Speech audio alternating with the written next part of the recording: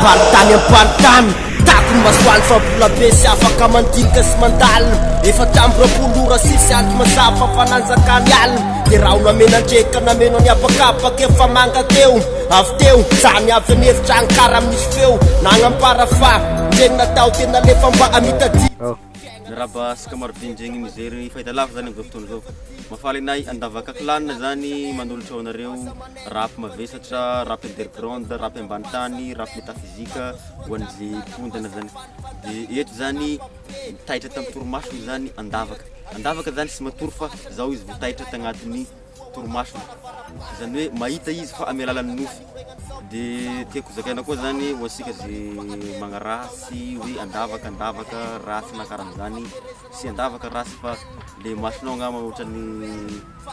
hafa zany le fomba fahitanao de hafa koa zany le fomba fahinao sofinao andavaka zany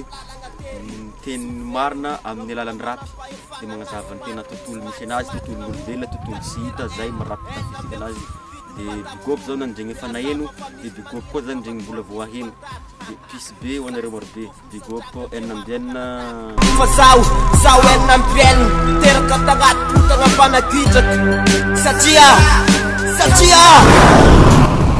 amita iraka